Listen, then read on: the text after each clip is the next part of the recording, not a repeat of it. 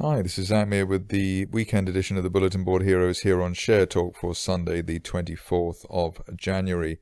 Starting off with Angus Energy, where quite a good technical setup here. We had that final dip towards 0.6 pence last month.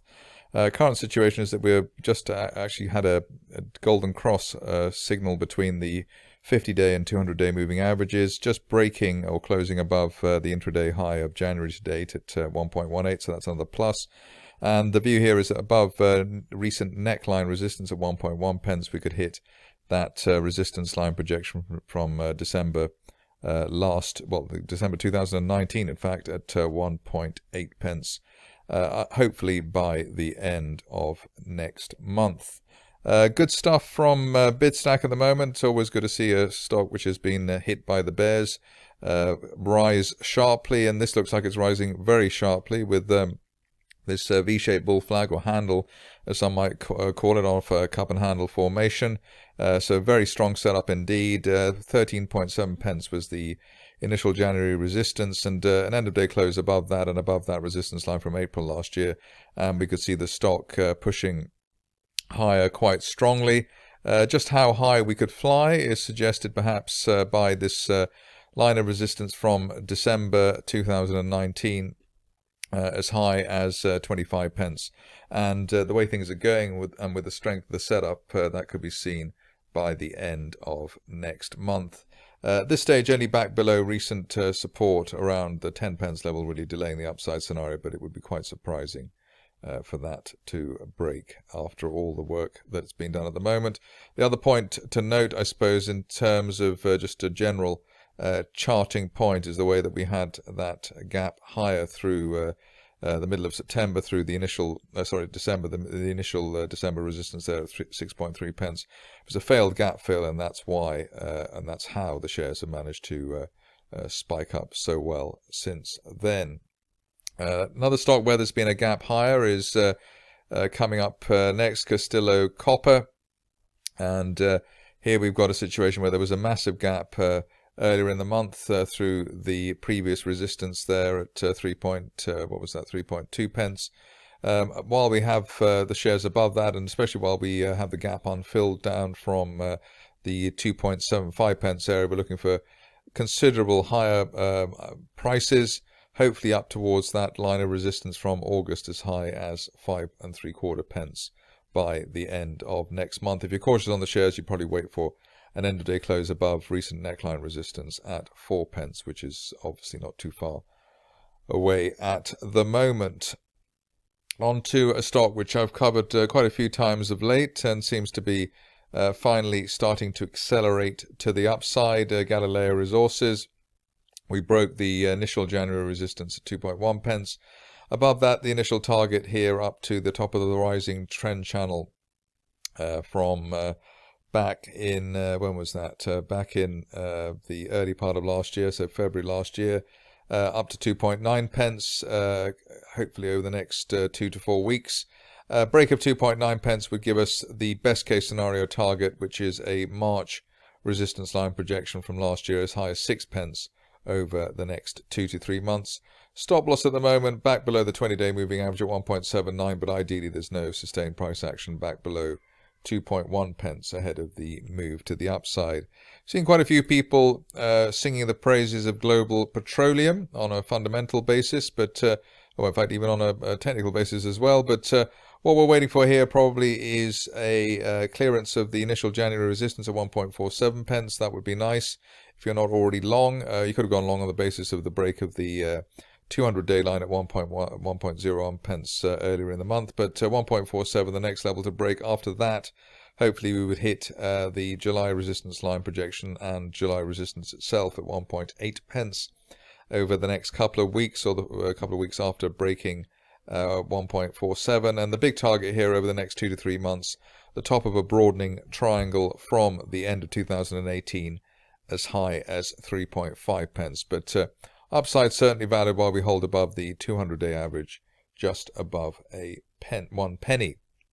IronRidge is the next stock here, and probably the strongest looking of everything that we're looking at today. The reason for saying that is that we had gap through resistance. We didn't fill the gap, so it's a failed gap fill, which is a really positive sign. And we closed the week on a new high for January, so that was pretty impressive. The view here is that the longer we remain above 20 pence, which is post-August resistance, the greater the chance of a top of August 2019 price channel target as high as 47 pence. That could be seen as soon as the end of next month, given how strong the current position looks. Cromeck is next. I think I've covered the stock before, but not as let's say aggressively as maybe the shares deserved. Here we've got a situation where the shares basically snapped higher through the 50-day line early in the first week of January, breaking the previous 13 pence peak from December. So that was the highlight of or highlighting that the shares were on their way. In the meantime, we've got a rising trend channel from the end of November, and above the floor of the channel on Friday's low at 17 pence.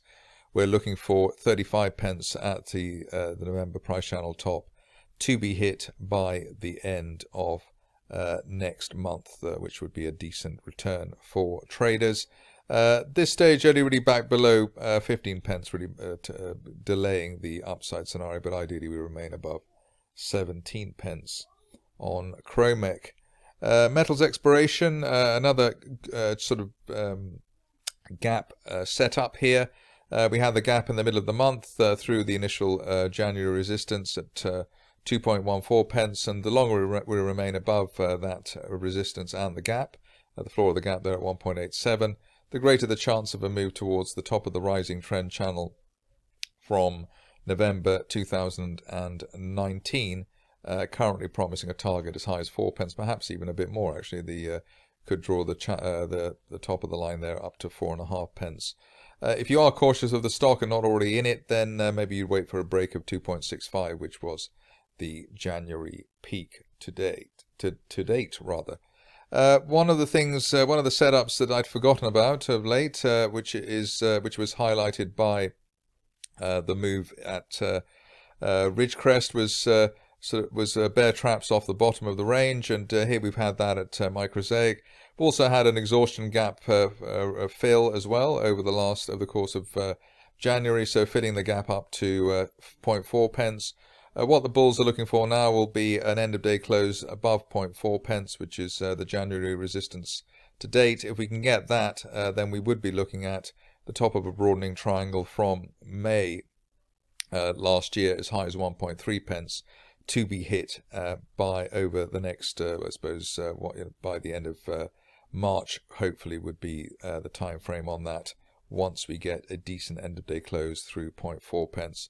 At the moment, the stop loss back below 0.2 would be probably the best area on the money management side.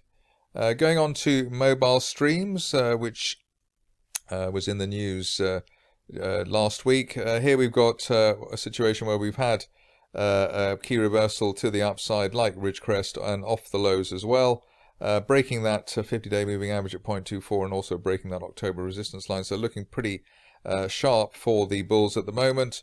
You might, if you're fussy, you might want to wait for an end of day close above the January resistance and the 200-day line at 0.26, but otherwise it looks as though enough has been done here to get the shares on their way towards a possible top of April 2020 price channel target at 0.6 pence to be hit as soon as the end of March. So above 0.2, looking for as high as 0.6 pence at mobile streams. A bit of a dark horse coming up next, Marechale Capital. It's been there or thereabouts in terms of being a basing candidate, but looks like this month, with the gap through the 50-day moving average and then breaking that to December resistance at 1.25 pence, we're finally on our way.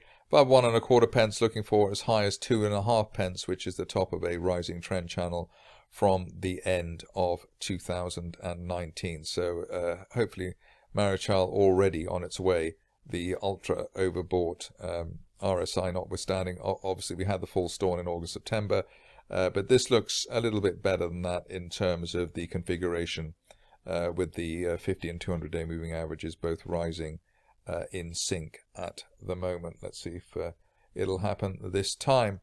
Finishing off with the stock, which is not normally in this kind of penny stock review, but we've got MONY Supermarket here.